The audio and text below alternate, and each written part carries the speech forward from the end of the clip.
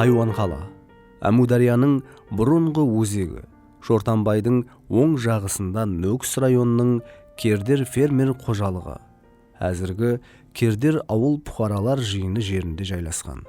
Әмударияның тасқын суы қаланы бірнеше рет суға басқан. Хайуанқала Кердер ең ескі қалалардан бірі. Бұл қала хақында көплеген тарихи мағлұматлар бар. Кердер қала дәрежесінде деректілерде 300 жыл, яғни 8-ші әсірден 10-ші әсірге шекем өмір сүрген. Кердер қаласын Хайуанқала менен бір деп есаплауға болады. Анығырақ айтқанда, Кердер қаласын Хайуанқала менен локализациялау мүмкін деп пікір білдіреді ілімпазлар. Себебі 8-ші әсірден 10-ші әсірге шекемгі аралықтағы жазба деректілерде Кердер қаласы хақында мағлұматлар бар. Қазу жұмыслары давамында Хайуанқаланың мәдени қатламлары 9-11 әсірлер менен белгіленген. Бірақ айрым белгілер Хайуанқалада 8-ші әсірге тиесілі қатламлардың бар екенлігін анықтап берді. Солай екен, Хайуанқаланы Кердердің шекленген орны деп есаплауға толық хақлымыз. Бұл жерде дәслеп 1947 жылы Толстов басшылығындағы Хорезм археологиялық экспедициясы тарапынан ізертлеу алып барылған болса, соң Қарақалпақстан тарих, тіл һәм әдебият институты археологиялық ізертлеу отряды 1961-1967 жылларда археологлар Гудкова һәмде Ягодин, сондай-ақ 1995-2000 жылларда Нөкіс мемлекеттік педагогикалық институты археолог алымлары тарапынан зерттеу жұмыслары алып барылған. Қарақалпақстан аймағы айемгі дәуірлерден баслап инсаният цивилизациясының орайларынан бірі болып келеді. Бүгінгі күнде Қарақалпақстан тарихының бірнеше дәуірлері ілімпаздарымыз тарапынан кең түрде үйреніліп келмекте. Әсіресе Қарақалпақстан археологлар тарапынан ерте дәуірдегі, яғни тас әсірінің ерте дәуірі палеолиттен бермен қарап, неолит, соның мезолит, бронза дәуірі, темір дәуірі, антик дәуірі, ерте орта әсірлер, рауажланған орта әсірлер, соңғы орта әсірлерге тән археологиялық естеліктер кең түрде зерттеулер алып барды. Солардың бірі бұл Кердер аймақлары есептеледі. Тарихта Кердер мәдениеті, Кердер уәлаяты сипатында жазба деректерде ұшырасады. Кердерлер хақындағы бірінші дәслепкі жазба деректер бұл эрамыздың 8-ші әсір, яғни араплар басып келгеннен кейінгі дәуірде ұшырасады. Дәслепкі деректердің бірі Табари тарапынан жазылған 728 жылы Кердерлердің араплардың басқыншылығына қарсы көтерілісі хақында дерек келтіреді. Бұл үлкен нәрсе.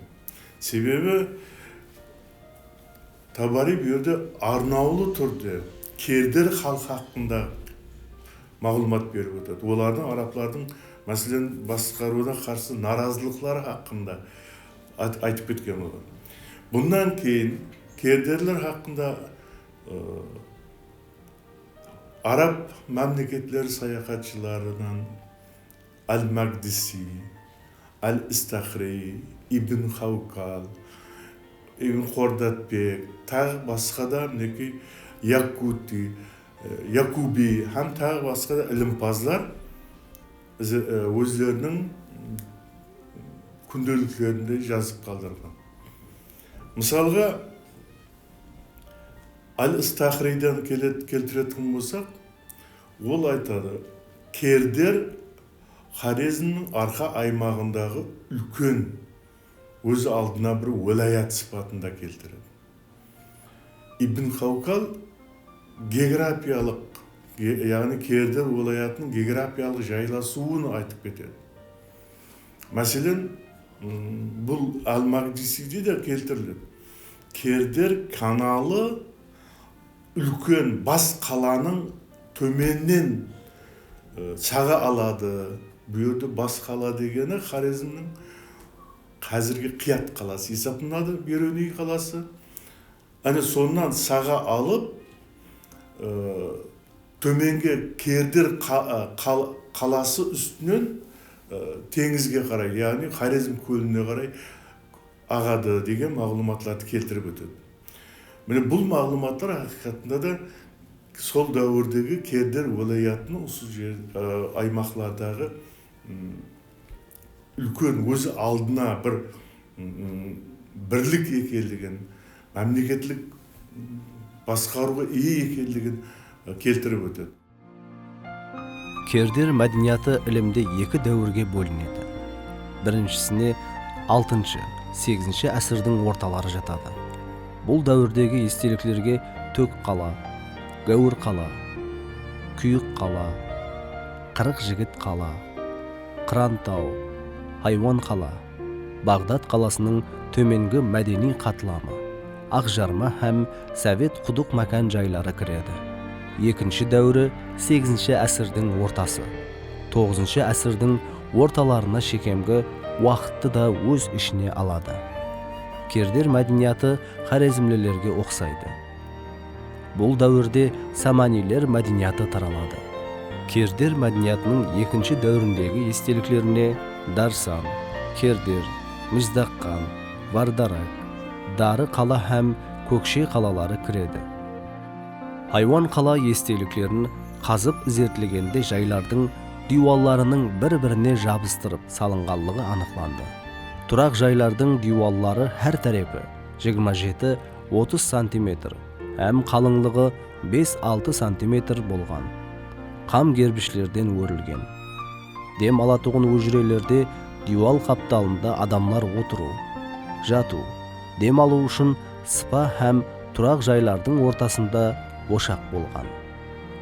Жайдың үлкен бөлмелерінің мүйешінде тандыр, ошақ һәм дігірмаллар орнатылған. Кердерлілер жайлардың полына жеке шыпта, олардың үстіне киіз, алаша һәм гілем төсеген. Жайлардың төбесі қамыс һәм шеңгеллер менен бастырған. Қазып зерттелгенде біз айтқан затлардың қалдықлары жайлардың полларынан табылды. Хайуан қала, Кердер естелік комплексі. Бұл неше әсірлік тарих пенен үллес. Бұл мұқаддес орында археолог ілімпазларымыз келешекте үлкен ашылулар менен жаңалықларға тикар жаратады.